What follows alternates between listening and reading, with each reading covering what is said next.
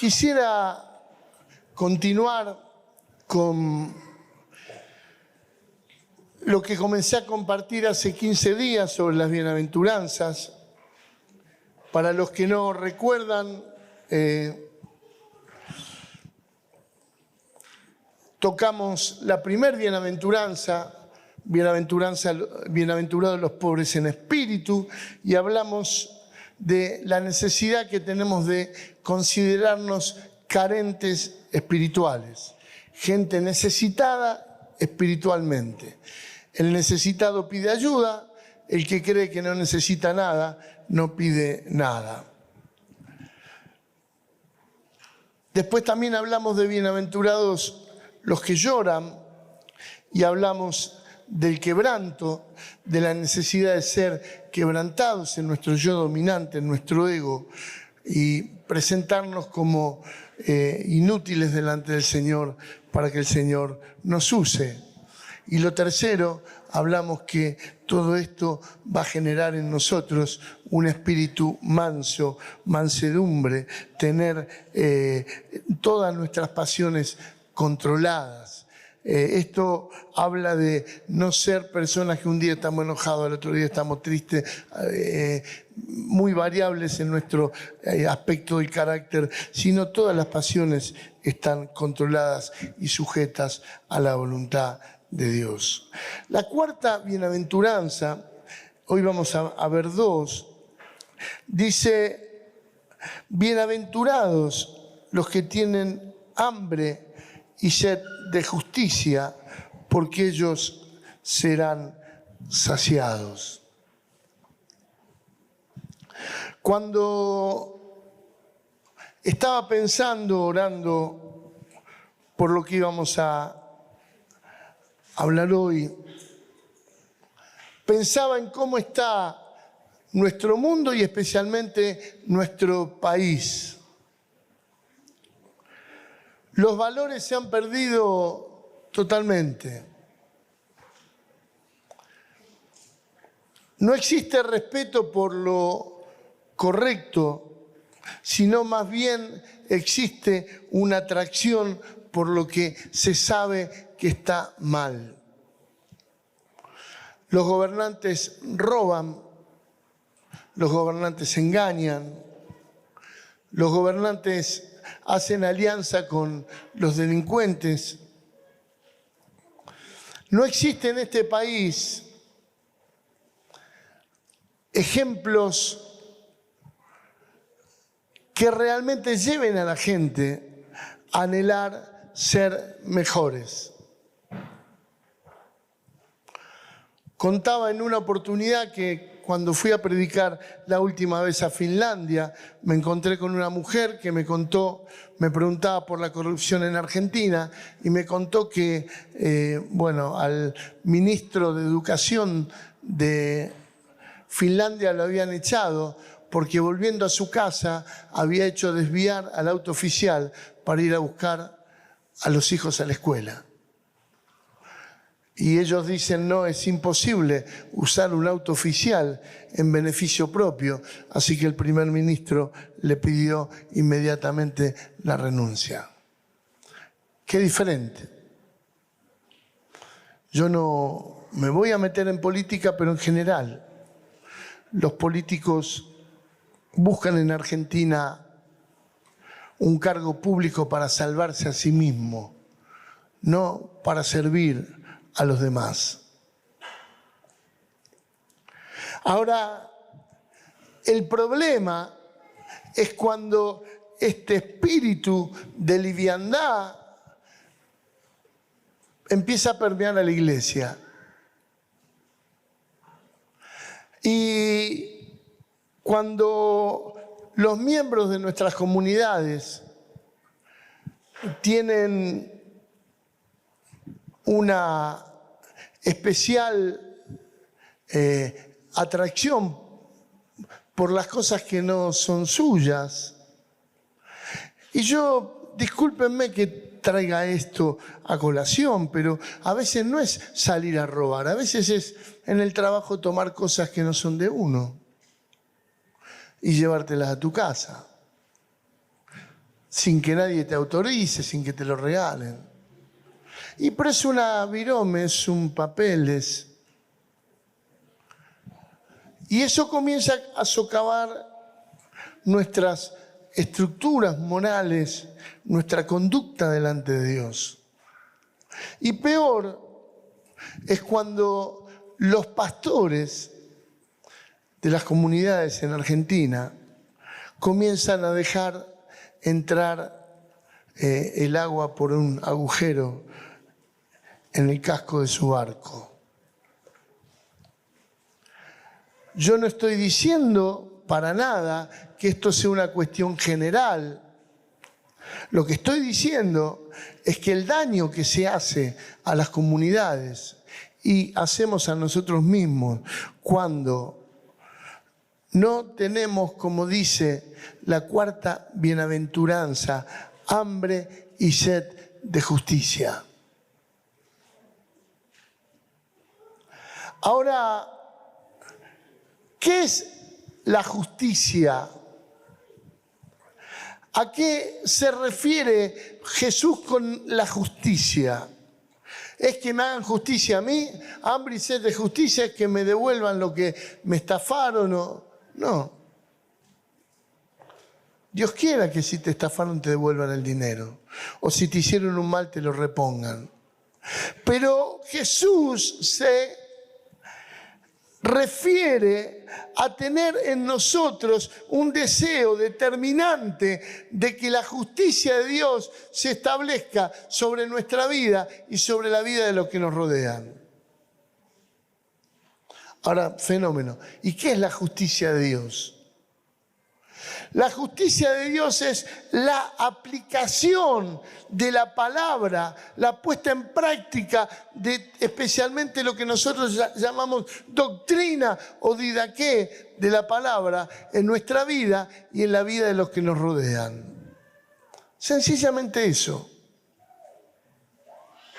Para Dios es justo que no mientas, entonces yo tengo que desear no mentir. Para Dios es justo que trates bien a tu esposa o a tu esposo. Y yo tengo que anhelar en mi corazón, gracias Juan,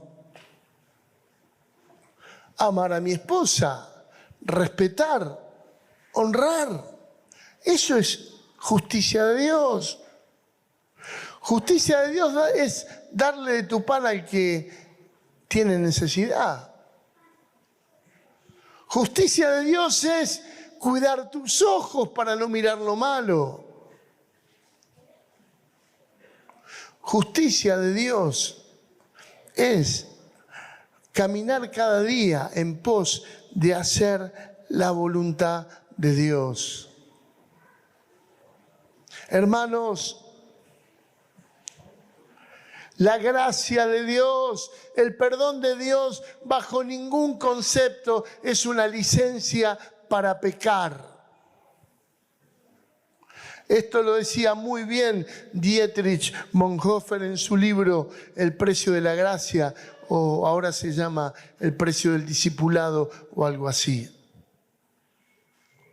Dietrich Bonhoeffer fue un cristiano radical de la Alemania nazi. A raíz de sus denuncias, él fue amenazado de muerte por el régimen y se fue a vivir a Estados Unidos, y en Estados Unidos le decían quédate acá, acá estás bien, estás tranquilo, pero él sabía que tenía una misión y era acusar y denunciar las cosas que se estaban haciendo mal. Y volvió a Alemania simplemente para que el régimen nazi lo termine matando. Y él escribió este maravilloso libro. La gracia de Dios no está dada para que yo diga, total está la gracia. Yo peco, total Dios me perdona. Yo transgredo la voluntad de Dios, total hago tanto para Dios que Dios me va a mirar con ojos simpáticos. Y quiero que sepas que Dios detesta el pecado, por eso quiere que tengas hambre y sed de justicia. Y si hilamos fino, ¿cómo andás con tu carácter? ¿Cómo está tu carácter? Y no, viste, yo tengo mal carácter, pero bueno, yo soy así. No. Tengo hambre y sed de justicia. No vivo enojado la vida. No me enojo por cualquier cosa. No estoy reclamando siempre cosas para mí. Yo tengo hambre y sed de justicia. Y hambre y sed de justicia también es aprender a ser agradecidos. A ver, voy a decir algo fuerte, pero discúlpenme, he tenido una semana en la cual uno ha estado charlando y tratando algunas cosas graves en algunas comunidades fuera de Rosario, pero venir a la iglesia y seguir pecando deliberadamente es peor que no venir. Y yo no te estoy alentando a que te vayas de la iglesia, te aliento a que trates seriamente tu problema de pecado. Que no lo sigas ignorando. Como que no hagas como si nada pasara. Que lo trates. Que seas consciente de que Dios te llama a que soluciones. Y cuando Dios te llama, lo bueno es que Dios se involucra. Él sabe que en vos no está ni el poder ni la capacidad para solucionar tus problemas interiores. Por eso dice, el que tiene hambre y sed va a ser saciado. Porque cuando yo me dispongo a hacer lo correcto, Dios me trata para que yo haga lo correcto.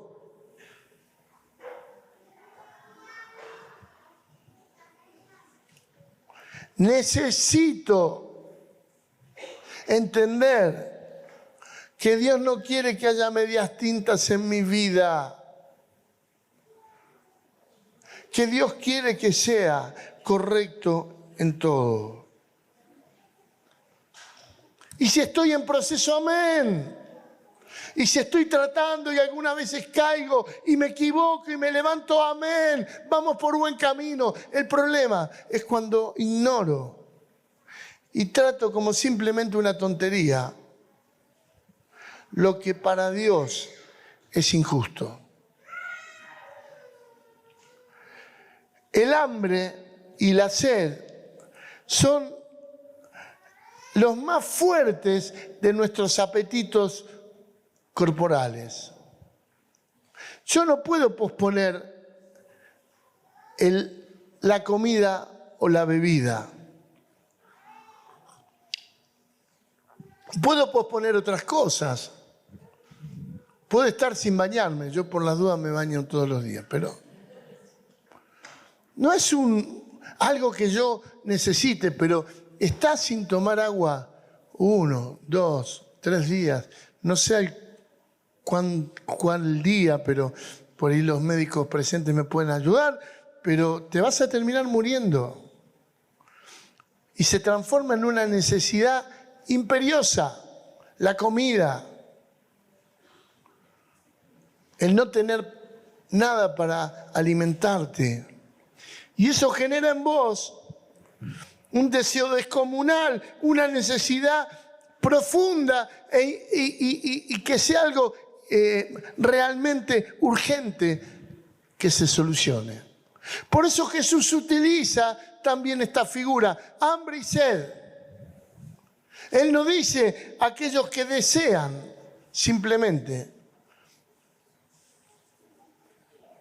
la justicia de Dios. Desear es querer. Tener hambre y tener sed es necesitar. Y ahí está la gran diferencia. ¿Cómo estás, hermano? ¿Estás necesitando? ¿Estás deseando fuertemente que sea saciada tu necesidad de justicia de Dios. Cuando empieza el hambre no se termina a menos que comas. Cuando comienza la sed no se termina a menos que tomes agua o lo que sea. Tengo esa necesidad imperiosa de resolver.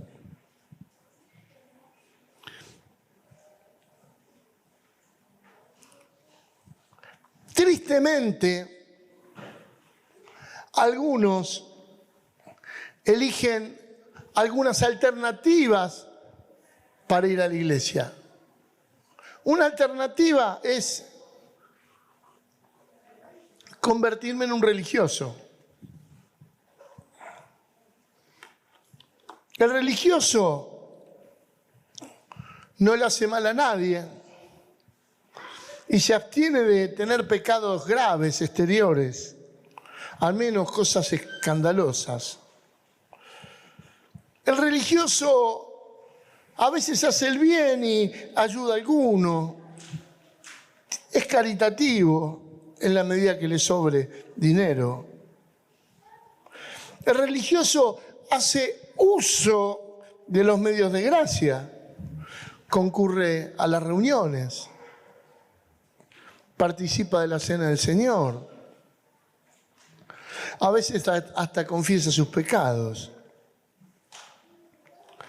Pero hermanos, con eso no alcanza. Con eso no alcanza.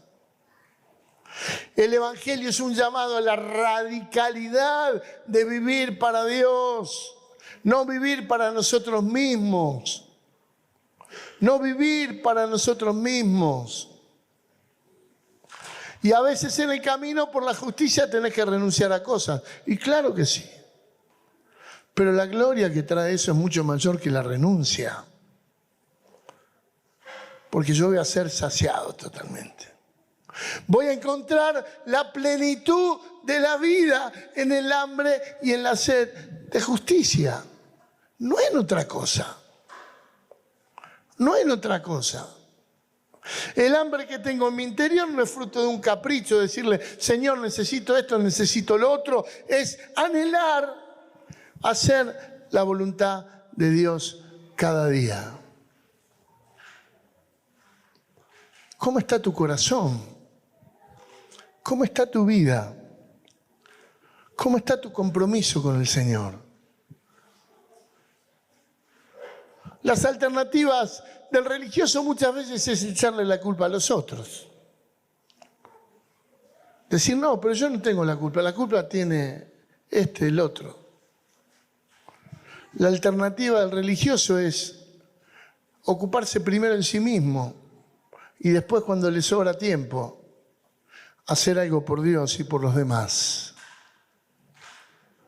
Dios nos llama a otra cosa, hermanos, a otra cosa.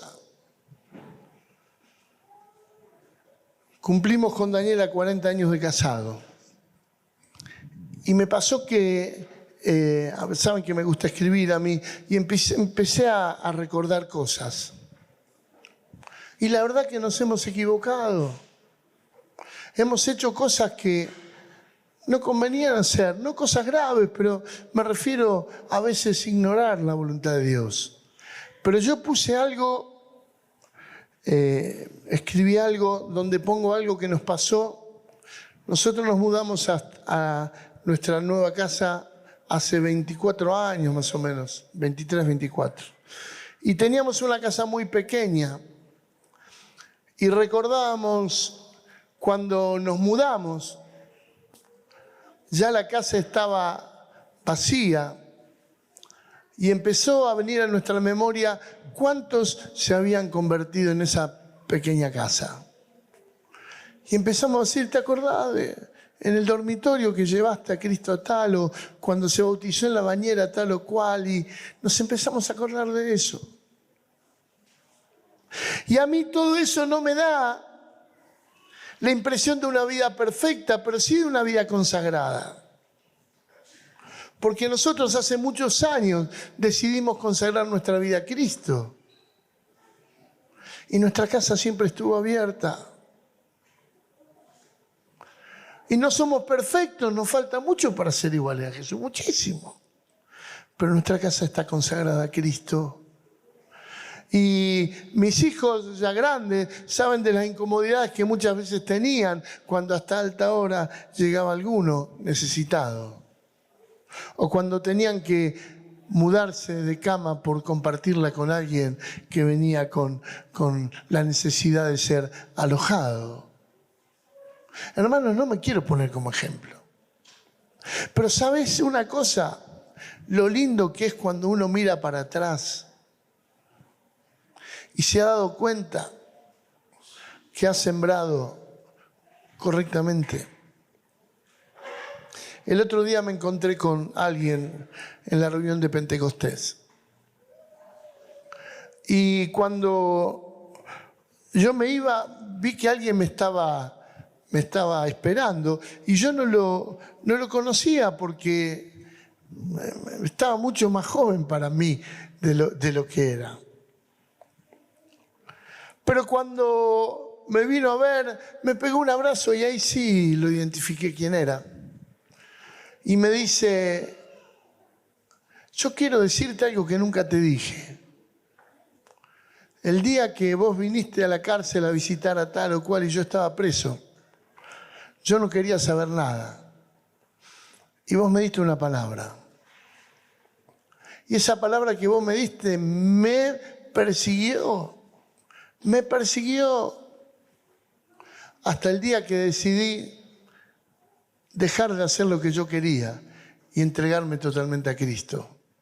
Y quería que sepas que yo estoy en el Señor hoy gracias a la palabra que vos me diste. No fue la palabra que yo le di, fue el Señor.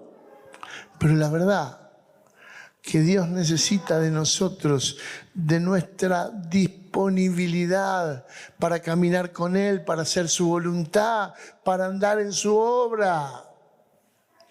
Aquellos que no tienen hambre y sed de justicia posponen siempre la obra de Dios. Primero lo mío, primero mi bienestar, todo lo que sea, y después la obra de Dios. Anímate. Si has tenido una vida donde tenés muchos agujeros en el casco de tu barco y te entra agua por todos lados, empezá a tapar cada uno de ellos. Y empezá a pensar, el Señor me habló de esto, quiero hacer su voluntad. El Señor me habló del otro, quiero hacer su voluntad. Disponete a ser ministrado por el Espíritu de Dios para que en tu corazón surja poderosamente hambre y sed de justicia. La quinta bienaventuranza.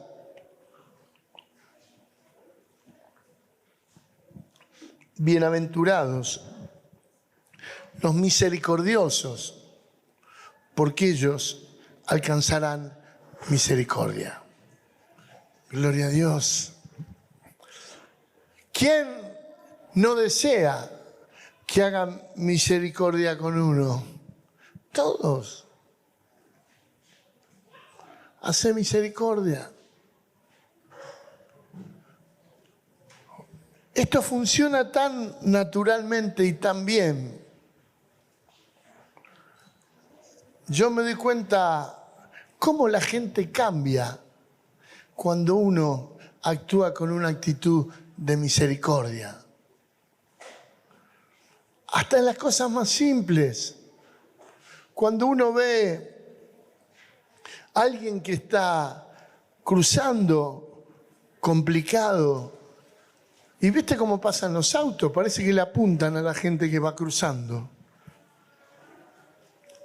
Y yo muchas veces me doy cuenta de que tengo que soportar que me toquen bocina de atrás, porque cuando yo veo a alguna persona, yo ya soy mayor también, pero digo, aún mayor que yo, cruzando, intentando cruzar la calle, yo paro el auto y le doy lugar. Y el otro se desvive por agradecerte. Porque vivimos en un mundo donde a nadie le importa nada de lo demás. El egoísmo está a flor de piel y la misericordia muestra al Jesús caminando por las calles de este mundo, interesado en lo olvidado, en lo que nadie quiere, en donde nadie quiere ayudar. Jesús estaba ahí. El mundo ofrece aislarte de las necesidades y las miserias. El mundo desea mejor no saber, ojos que no ven, corazón que no siente, decía el dicho. La misericordia es otra cosa. Eleos es la palabra griega de misericordia y tiene que ver con la percepción del dolor y la miseria y la aflicción. Yo no estoy ignorando lo que a la gente le pasa. Tengo un corazón misericordioso. Siempre. Y no es solamente a veces tener una actitud misericordiosa con los necesitados por falta de pan o por lo que sea, sino hay tanta gente herida. Hay tanta gente en la calle que necesita de nuestra mirada, de nuestro abrazo, de nuestra actitud de cariño. Y a esto es a lo que nos llama Jesús, a tener un corazón compasivo. Compasión significa sufrir con el otro. No es lástima. La misericordia no es lástima. ¡Qué palabra horrible! Me da una lástima. Porque la lástima simplemente es un sentimiento de incomodidad que dura hasta segundos. Porque yo me doy vuelta y ya me olvidé. La misericordia tiene que hacer algo. Algo va a hacer. Para paliar, por lo menos en poco, pero para paliar la necesidad del otro. Jesús andaba continuamente mirando la necesidad de la gente. El fin de semana estuvimos con Darío y con Pablito en un pueblo de Córdoba. Y el viernes a la noche tuve que ministrar en una reunión y cuando hice un llamado justamente por los dolores interiores y todo, pasó un montón de gente.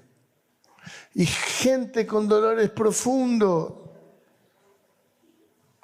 La iglesia tiene que llenarse de misericordia.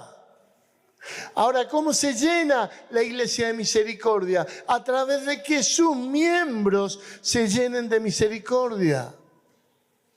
No es una actitud general, no es lo colectivo, es lo individual que suma a lo colectivo. Tu misericordia se suma a mi misericordia, a la del otro, a la del otro, el otro. Y se convierte en una gran usina de compasión y misericordia para el lugar donde Dios nos ha llamado a actuar. Tener el corazón de Cristo Jesús.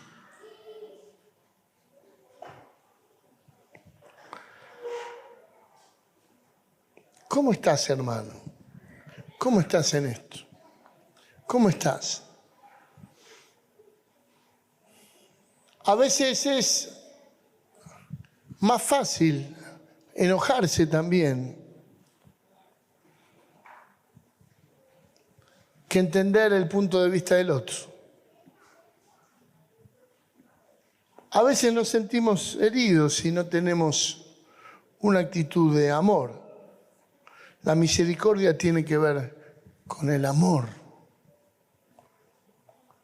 Ahora, no con el amor común del mundo, con el amor ágape, con el amor de Cristo. Ese amor que da sin esperar recibir nada. Entonces no es un amor que se permita decir, y yo no Yo no tengo piel con tal o con cual. ¿Vieron esa expresión? Un amor que incluye. El apóstol Pablo, en ese maravilloso texto de la carta a los Corintios en capítulo 13, dice, el amor es sufrido. El amor es paciente para todas las personas. El amor soporta todas las debilidades. El amor es benigno. El amor no tiene envidia. El amor no es jactancioso. El amor no se envanece. No hace nada indebido. El amor no busca lo suyo. El amor no se irrita. El amor no piensa lo malo. El amor no se goza en la injusticia. Se regocija en la verdad. El amor todo lo sufre, todo lo cree. El amor todo lo espera. El amor todo lo soporta. Debemos tener un corazón lleno de misericordia. Vivir la vida atento con la necesidad de nuestro prójimo, no ignorándolo. No ignorándolo.